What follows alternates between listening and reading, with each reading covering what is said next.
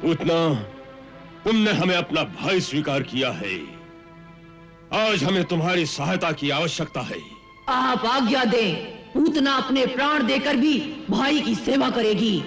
हाँ, तो इसी समय गोकुल में जाओ और वहां नंद के घर में एक नवजात बालक है।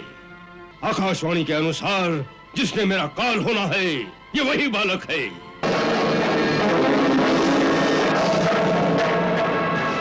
मैं मथुरा की रहने वाली हूँ।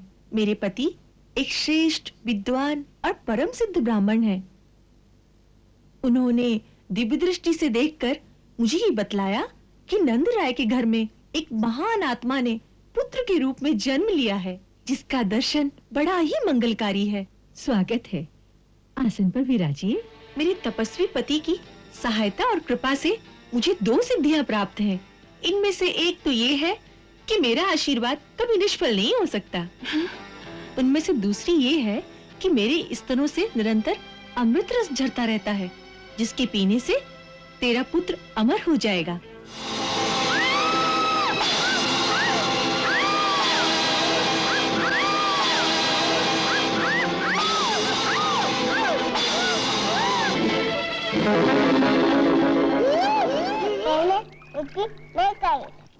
मिट्टी नहीं खाई। झूठे। खोल मुंह, दिखा मुझे, खोल।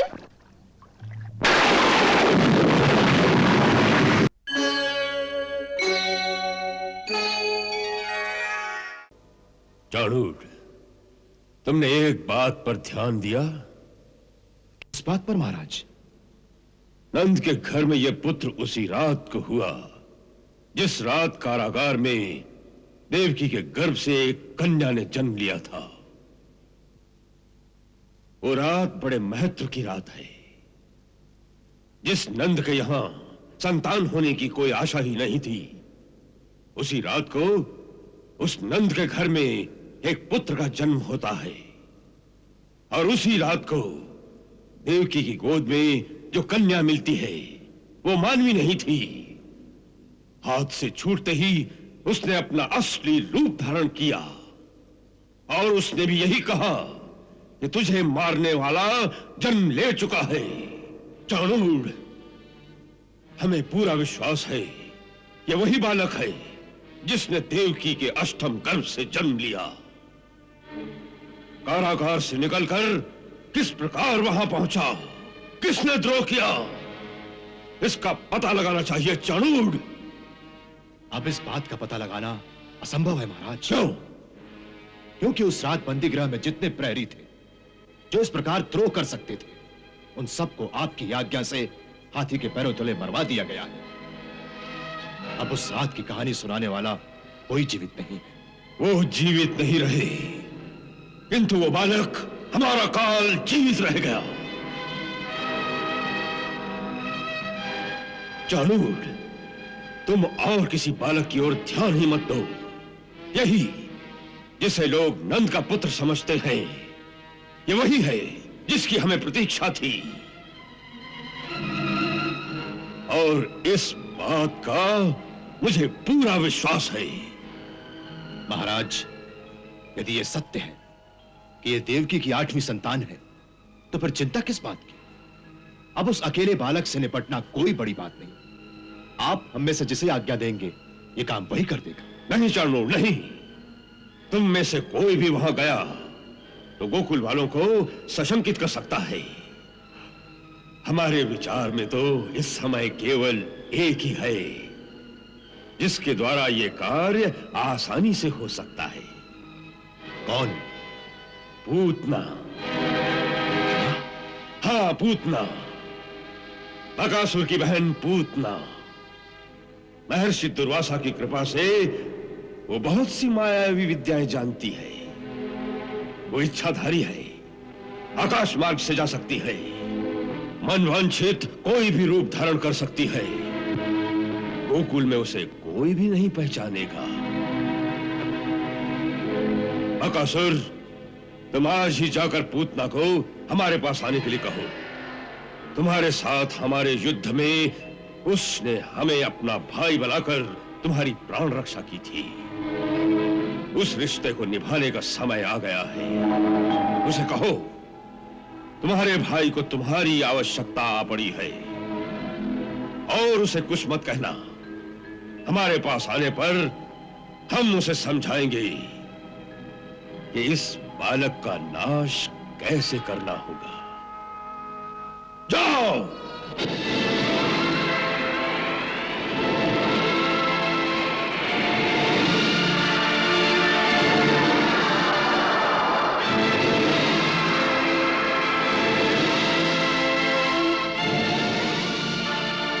मथुरा नरेश की जय हो।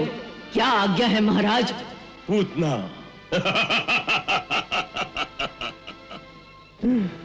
पूतना, तुमने हमें अपना भाई स्वीकार किया है।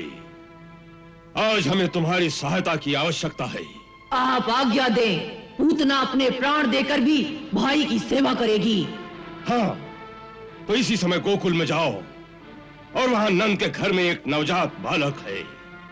कहते हैं कि उसका जन्म आज से 7 दिन पहले यशोदा के गर्भ से हुआ, पर मुझे पूर्ण विश्वास है आकाशवाणी के अनुसार जिसने मेरा काल होना है ये वही बालक है जिसके लिए मैंने देवकी को इतने वर्ष तक कारागार में रखा।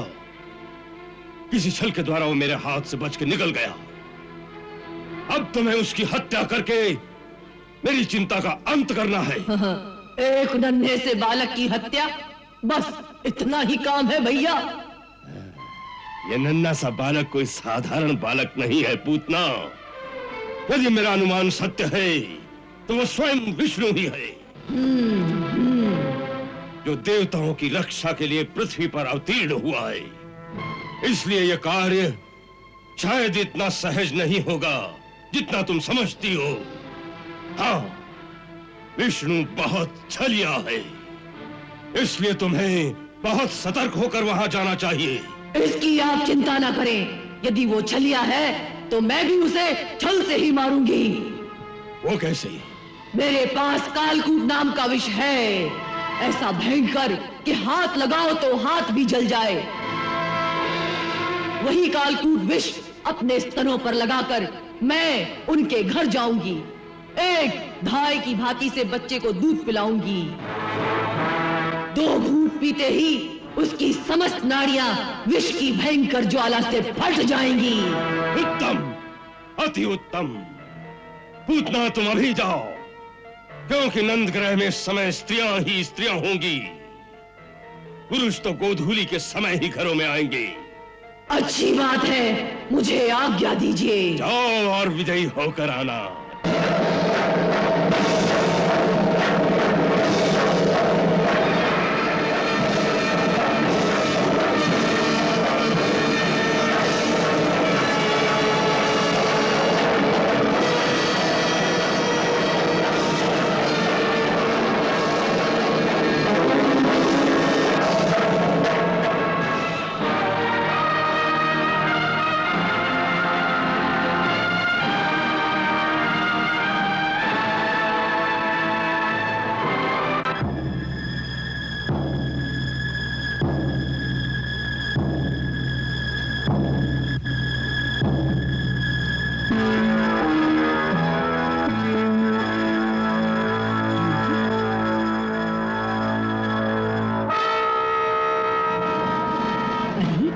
देवी जैसी लगती है। हमारे लल्ला के दर्शन के लिए आकाश से आई होगी। चलो चलकर देखें कि ये देवी कौन है। चलो चलो चले।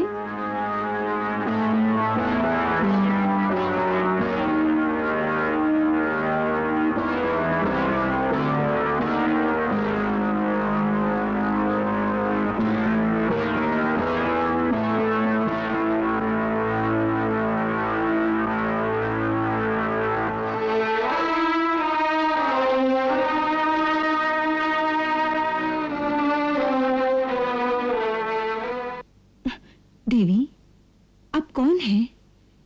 कहां से पधारी हैं? और यहाँ आने का क्या प्रयोजन है? मैं आपकी क्या सेवा कर सकती हूँ? नंदरानी, मेरा प्रयोजन तो केवल आपके लल्ला के दर्शन करना है। मैं मथुरा की रहने वाली हूँ। मेरे पति एक श्रेष्ठ विद्वान और परम सिद्ध ब्राह्मण हैं। उन्होंने दिव्य दृष्टि से देखकर मुझे ये बतलाया कि नंद राय के घर में एक महान आत्मा ने पुत्र के रूप में जन्म लिया है, जिसका दर्शन बड़ा ही मंगलकारी है। इसीलिए मैं तेरे द्वार पर आई हूं।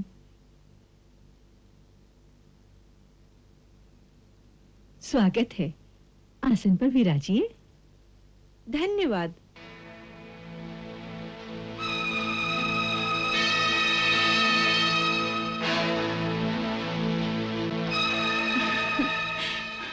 ब्राह्मण पत्नी हूँ, इसलिए कोई भेंट तो नहीं दे सकती, लेकिन तेरे बालक को आशीर्वाद अवश्य दे सकती हूँ।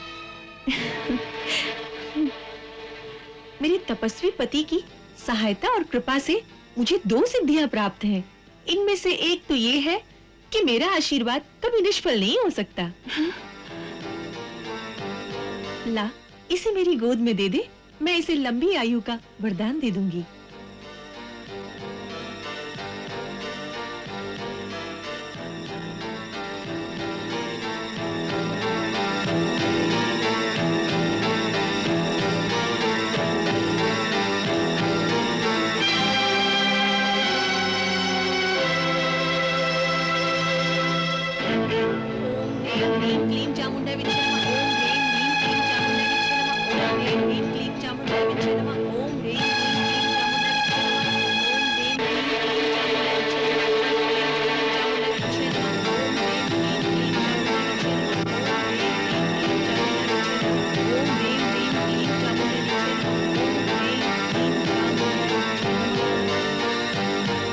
ब्रिजरानी, तुम्हारा ये बालक कोई सामान्य बालक नहीं है। ये तो कोई अद्भुत जीव दिखाई पड़ता है, जैसे देवलोक से आया हो। यशोदा रानी, मैं एक और रहस्य की बात बताती हूँ। मैंने कहा था ना कि मुझे 2 सिद्धियां प्राप्त है। उनमें से दूसरी ये है कि मेरे स्तनों से निरंतर अमृत रस झरता रहता है, जिसके पीने से तेरा पुत्र अमर हो जाएगा। अतः मैं इसकी धाय बनकर इसे अपना दूध पिला देती हूँ।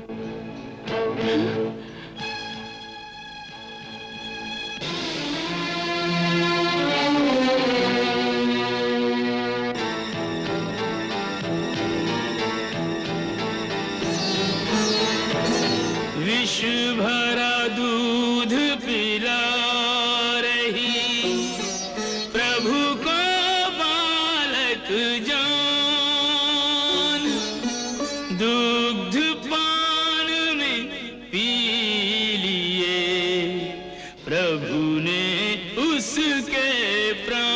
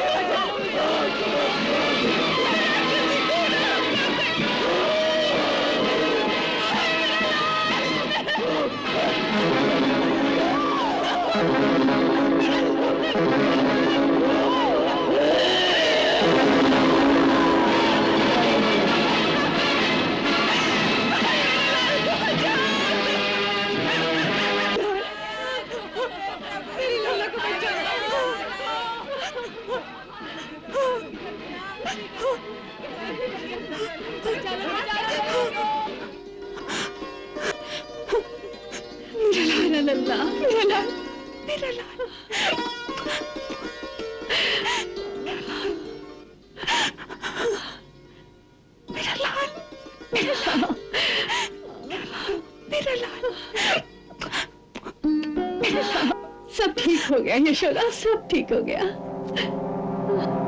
अरे यशोदा, होश में आओ। होश में आओ यशोदा, होश में आओ। काकी, यशोदा, यशोदा, उठो, तुम्हारा पुत्र बुला रहा है। बेटी, उठो बेटी। देखो तुम्हारा पुत्र तुम्हें बुला रहा है। यशोदा, देखो तुम्हारा लल्ला बुला रहा है। उठो यशोदा।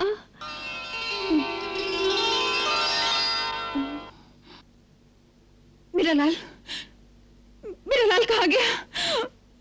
वो राक्षसी मेरा लाल ले गई। मेरा लाल। यशोदा, होश में आओ। मुझे लाल के पास जाना है। तुम्हारा लल्ला यही है। देखो तुम्हारा लल्ला।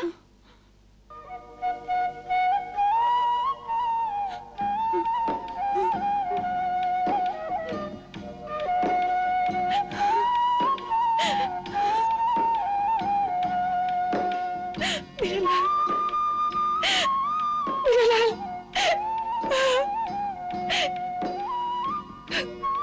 कहाँ चला गया था तू? कहाँ चला गया था? तुझे चोट तो नहीं आई ना? कहाँ चला गया था?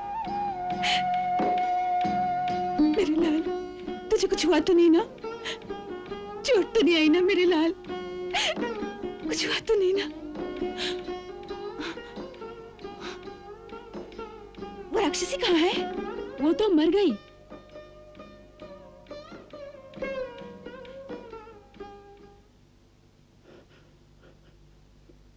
काकी, काकी, ये जो गांव में मैंने सुना, क्या वो सब सच है? बिल्कुल सत्य है। सर्वप्रथम अपने पुत्र के हाथों बहुत सा दान कराओ। नंदराय जी, कोई बड़ा ग्रह टल गया है। फिर कुलगुरु शांडिल्य से कहकर कोई विशेष पूजा कराओ। ऐसी विकराल राक्षसी के हाथों बच जाना कोई दैवी चमत्कार ही है। अवश्य, अवश्य, ये गुरुदेव का आशीर्वाद ही है। लल्ला तो ठीक है ना? हाँ नंदराय जी, बिल्कुल सुरक्षित है, पूर्णतया स्वस्थ। लगता है थक गया है, अभी सो जाएगा।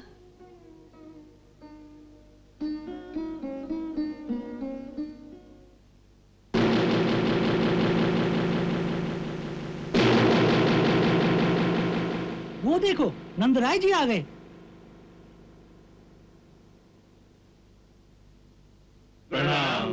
प्रणाम। आते हुए हमने इसी की छाया गोकुल की ओर जाते देखी थी। हमें क्या पता था कि ये हमारे ही पुत्र को उठाने आ रही है। उठा के तो ले गई थी, परंतु ये मरी कैसे? ये समझ में नहीं आता। भगवान की लीला है। शायद उसी आवेश में हृदय की गति रुक गई होगी। यही एक बात संभव है, परंतु है चमत्कार। और सबसे बड़ा चमत्कार तो ये हुआ है कि लल्ला के शरीर पे एक खरोंच भी नहीं आई। और हम सब लोग जब यहां पहुंचे तो ये मृतक देह पर बड़े आराम से खेल रहे थे। नंदराय जी, इस विशाल देह का क्या किया जाए? इसका अग्निदाह तो करना ही चाहिए, अन्यथा इसकी दुर्गंध से सारा वातावरण दूषित हो जाएगा। परंतु इतनी बड़ी चिता कैसे बनेगी? मेरे विचार से 20-25 चिताएं बनाकर इसके शरीर के टुकड़े करके उसमें डाल दिए जाएं। यही उचित है।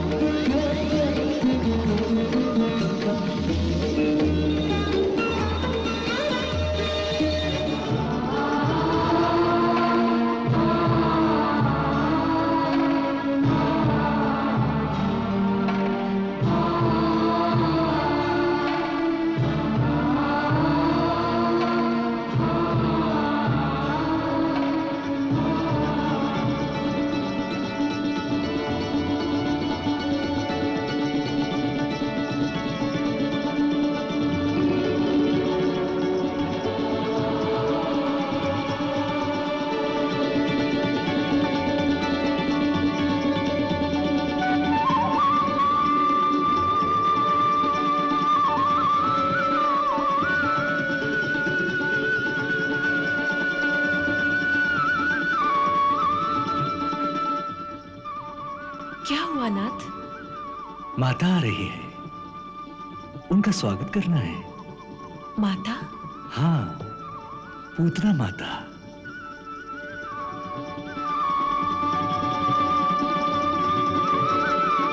मुझे दूध पिलाकर उन्होंने मातृपद प्राप्त कर लिया है। हमने तो उसके पिछले जन्म में ही उसकी मातृभावना को स्वीकार कर लिया था। पिछले जन्म में? हाँ, पिछले जन्म में। कब? हमारे वामन अवतार के समय। उस जन्म में यह दैत्यों के राजा बलि की पुत्री रत्नमाला थी। जब हम वामन के रूप में उनकी यक्षशाला में पधारे तो उन्हें हमारा रूप अति प्रिय लगा और मातृत्व की भावना जगी। उन्होंने इच्छा की, इसे देखकर जी चाहता है इसे पुत्र की भांति हृदय से लगाकर अपना स्तनपान कराऊं। हमने उस बालिका के हृदय में एक सुंदर कोमल भावना को देखकर मनी मन उस प्रस्ताव को स्वीकार कर लिया और कहा, तथास्तु।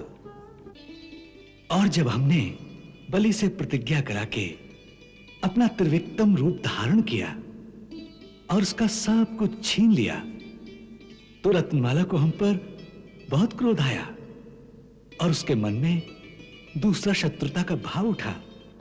यदि ऐसा छलिया मेरा पुत्र हो तो उसे मैं दूध में मिलाकर विष दे दूंगी। हमने उसकी वो इच्छा भी स्वीकार कर ली। सो इस जन्म में एक साथ उसकी दोनों इच्छाएं पूरी हो गई। हमें विष भी दे दिया और अपना दूध भी पिला दिया। परंतु उसने आपको ऐसा भयंकर विष दिया, आपको उसका कोई रोष नहीं? नहीं राधे, विष तो हमें ऐसा लगा जैसे मां प्रेम भरे क्रोध से अपने बालक को पीटती है, उसकी तो चोट ही नहीं लगती। और उसके साथ मां का दूध तो इस धरा का अमृत है। दूध पिलाया तो पूतना माता को मातृत्व का आदर देकर सालोक मुक्ति प्रदान करती है।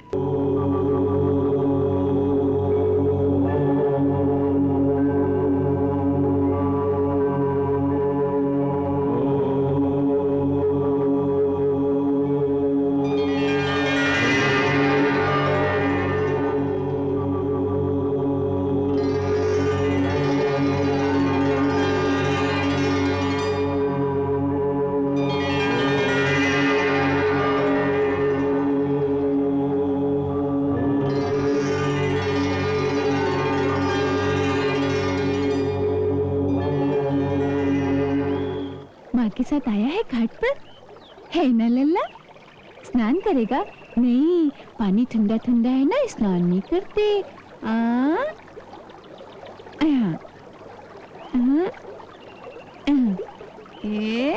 यहाँ बैठो। अब चुपचाप यहीं बैठे रहना, मैया स्नान करके अभी आती है। यशोदा, आज लल्ला को पहली बार घाट पे ले आई। क्या करूं कौशल्या, ये अब अकेला घर में छोड़ने के योग्य नहीं रह गया। जाने कौन सा तूफान मचा दे। जानती हो, कल माखन का इतना बड़ा गोला लेकर भाग गया और चोर की भांति कहीं छुप कर खाने लगा।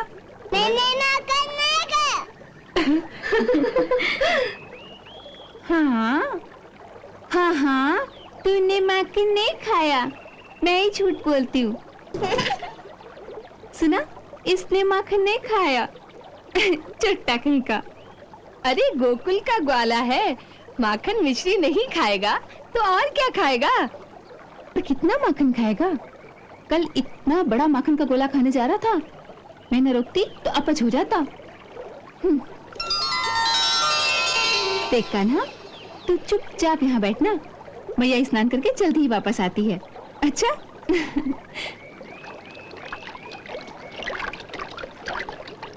कान्हा, कितनी जालिम है तुम्हारी मैया। पहली बार लाई है घाट पर तुझे और बंदी बनाकर बिठा दिया है। मेरी ऐसी मैया होती तो मैं रोज मटकी फोड़ती। अरे, इसे ऐसी सीख मत दे, तू इस नटखट को नहीं जानती। वो प्रतिदिन 1 मटकी फोड़ सकता है। हाँ। तो क्या हुआ, लाडला पुत्र जो है रोज 1 मटकी फोड़ेगा तो नंद बाबा की कोई हानि नहीं होने वाली। फोड़ेगा ना लल्ला? तू माँ की मटकी अवश्य फोड़ना, फोड़ेगा ना? अरे देख, कह रहा है फोड़ूंगा। मैं इसे तुम्हारे ही घर भेज देती हूँ मटकियाँ फोड़ने के लिए। भेज देना। तेरे लल्ला के हाथों से मैं तो एक तो क्या 100 मटकियाँ वार कर दूंगी। पर फिर लल्ला भी मेरी ही घर रहेगा। तनिक सोच लो ना बहना ना, ये सौदा मुझे स्वीकार नहीं। 100 मटकियों के लिए मैं अपना लाल थोड़ी दे सकती हूँ।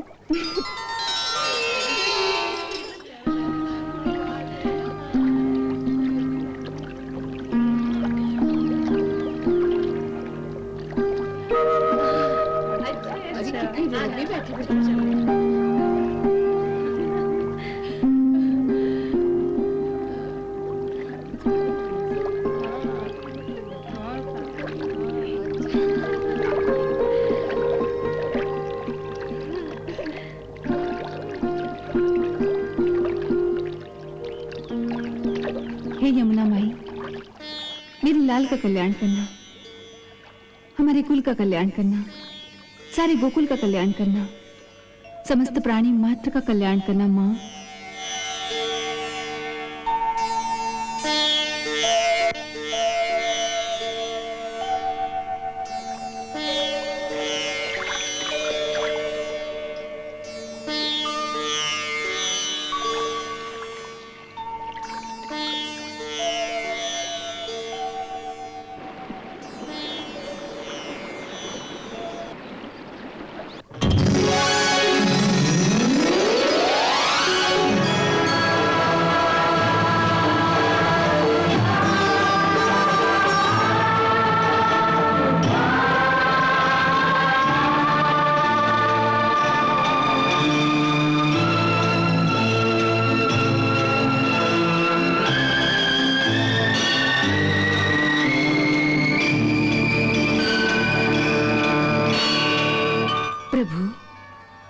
अपनी दासी पृथ्वी का प्रणाम स्वीकार करें।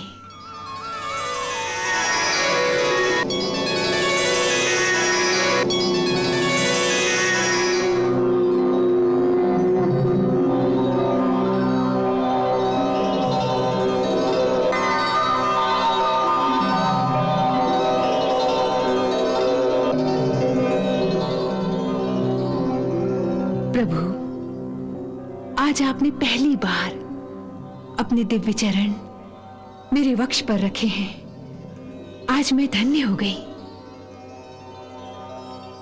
आज तक आप पालने में या माता की गोद में अथवा अपने महल में ही घूमते रहे हैं। मेरे वक्ष को तो आज पहली बार इन चरण कमलों का स्पर्श प्राप्त हुआ है। मैं धन्य हो गई प्रभु, मैं धन्य हो गई। यमुना जी ने तो आपके जन्म के समय ही श्री चरणों को स्पर्श करने का आनंद पा लिया था। मुझे इतने दिन प्रतीक्षा करनी पड़ी। आज आपने मुझ पर कृपा की है तो आनंद के मारे मुझे तो समझ में नहीं आ रहा कि मैं आपकी क्या सेवा करूं। मेरे पास तो केवल मिट्टी और कंकड़ ही है। मैं आपको क्या भेंट करूं? हे पृथ्वी माता, सारे विश्व में तुम जैसा क्षमाशील कोई नहीं। तुम्हारी धरती पर साधु भी विचरते हैं और महापापी भी अपने क्रूर चरण धरती पर रखकर चलते हैं। कुछ लोग तुम्हारी धरती पर पुण्य कर्मों के फूल खिलाते हैं और कुछ तेरे धरती पर पाप का लहू भी बहाते हैं। परंतु तुम सबको सहन करती हो, सबको अपनी गोद में धारण करती हो, अपना सीना फाड़कर सबके लिए अन्न देती हो, सबका भरण पोषण करती हो। मां की भांति अपने सब अच्छे बुरे बालकों का कल्याण ही करती हो। किसी का अहित नहीं करती। इसलिए मां, तेरी ये मिट्टी इतनी पवित्र है, इससे अच्छी भेंट मेरे लिए और क्या होगी। तेरी मिट्टी में तो अमृत जैसा स्वाद है मां, अमृत जैसा। मैं इसे ही नैवेद्य समझकर स्वीकार करता हूं।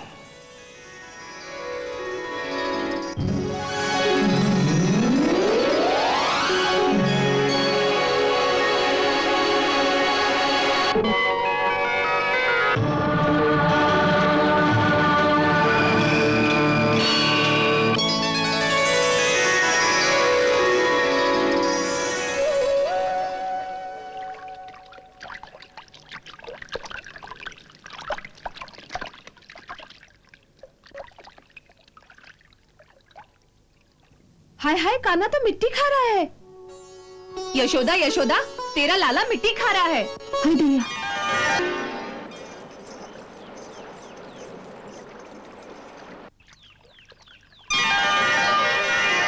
छी छी, कैसी मोहनी मूरत बना रखी है। देख लल्ला, कितनी मिट्टी मुंह में लगा रखी है। हाँ, छी छी। अरे बाहर क्या साफ कर रही है? मुंह के अंदर देख, इतना बड़ा मिट्टी का गोला खाया है। तू माखन खाने नहीं देगी तो क्या करेगा बेचारा? मिट्टी को ही माखन समझकर खा गया होगा। अच्छा, मिट्टी को माखन समझकर खा गया। तुझे मिट्टी और माखन की पहचान नहीं? दिखा, मुंह में कितनी मिट्टी है। मुंह खोल, खोल मुंह। मिट्टी नहीं खाई, झूठे। खोल मुंह, दिखा मुझे, खोल।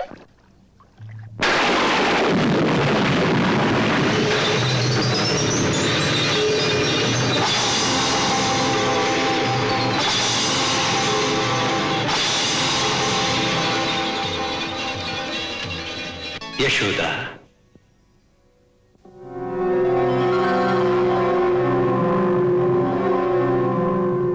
यशोदा, माया के आवरण से बाहर निकलो और अपने आत्म रूप में स्थित होकर हमारी ये अद्भुत चमत्कारी लीला देखो।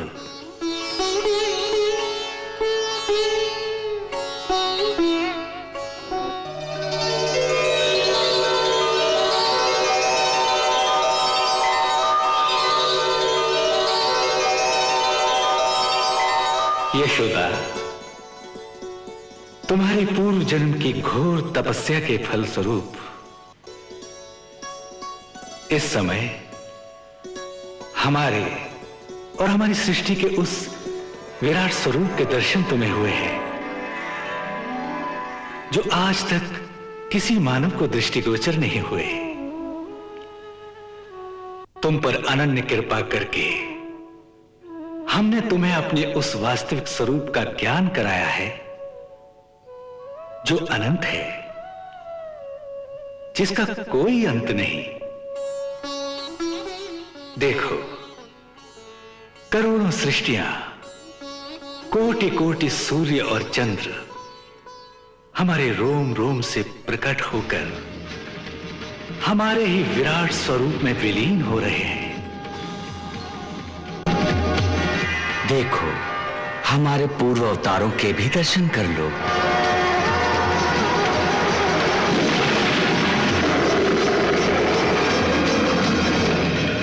ये दर्शन केवल भक्ति के द्वारा ही प्राप्त हो सकते हैं, ज्ञान के द्वारा नहीं। यही सच्चा ज्ञान है कि हम ज्ञान की सीमा से परे हैं। देखो, हमारी अपरंपार लीला।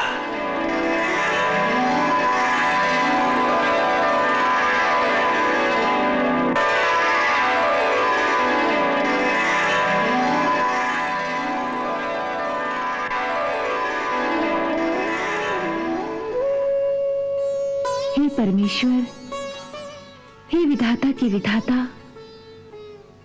आप बुद्धि और ज्ञान से परे हैं। मैं अब तक आप अंतर्यामी को भूल से अपना पुत्र मानकर मोह जाल में आपको बांधने का प्रयास करती रही। उस भूल के लिए मुझे क्षमा करें भगवान। ज्ञान से आपको पा सकना कठिन है, इसलिए आप मुझे अपनी भक्ति प्रदान करें।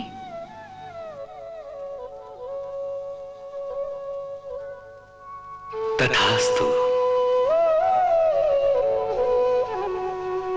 हे देवी, तुम अपनी मातृभाव की भक्ति से ही अंत में हमें प्राप्त कर लोगी। अतः ये मां बेटे का खेल, ये लौकिक लीला ही तुम्हारी साधना है। इस खेल को मां की पवित्र और संपूर्ण भावना के साथ खेलती रहो, इसी में तुम्हारा कल्याण होगा।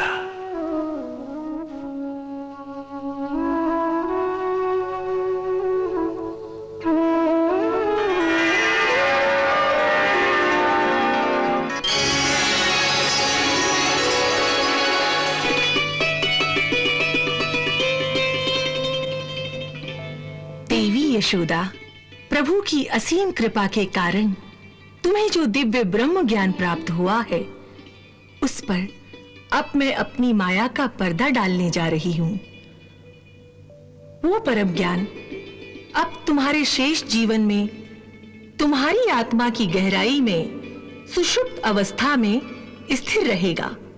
वो प्रकट नहीं होगा, क्योंकि अब प्रभु की बाल लीला का भौतिक आनंद भक्तों को देने के लिए मैं अपनी माया का पर्दा उस पर डाल दूंगी, जिससे तुम्हें उसकी प्रकट स्मृति ना रहे।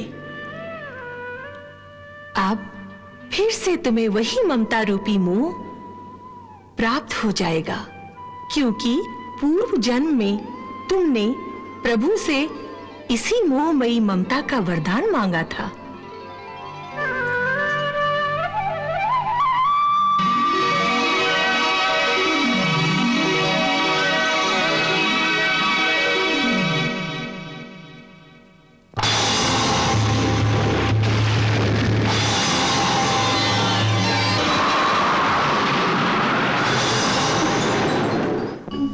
क्या लीला है नाथ, आपने यशोदा मैया को ब्रह्म ज्ञान प्रदान किया और उधर योग माया ने फिर उस ज्ञान पर मोह का पर्दा डाल दिया। उस बिचारी के साथ इस प्रकार खेल क्यों रही है आपकी माया? राधे, माया की ऐसी शक्ति नहीं कि वो हमारे भक्तों के साथ खेल सके। ये सब हमारी इच्छा से हो रहा है। क्यों? देखो, कोटि जन्मों की तपस्या और पुण्यों के कारण यशोदा को हमारी माता बनकर हमारे बाल लीला का आनंद पाने का सौभाग्य प्राप्त हुआ है। माता के वात्सल्य का ऋण चुकाने के लिए अपनी सृष्टि का ये विराट स्वरूप जो आज हमने यशोदा मैया को दिखाया है, आज तक इस धरती के किसी मानव को नहीं दिखाया। ये ऋण चुकाना हमारा धर्म था, परंतु इस ज्ञान से उनकी मातृ लीला का आनंद उनसे न छिन जाए, इसलिए हमारे इशारे पर योग माया ने फिर से उनकी आत्मा पर मोह का पर्दा डाल दिया है। जब तक वो आत्मा इस यशोदा रूपी शरीर में रहेगी, तब तक वो मातृभाव का परम आनंद का सुख भोगती रहेगी। ये शरीर छोड़ने पर इस आत्मा में ये ब्रह्म ज्ञान फिर से उदय हो जाएगा। मेरे लाल की रक्षा कर, हे अंतर्यामी।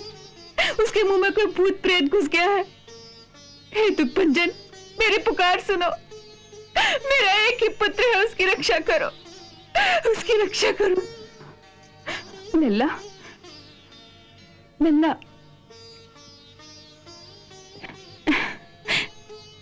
देवी को प्रणाम कर। पीपल देवता को भी प्रणाम कर, बच्चे को भी प्रणाम कर।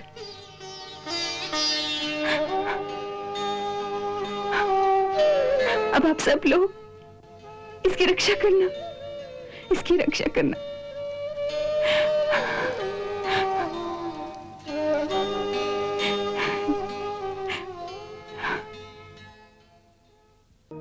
हरे कृष्णा।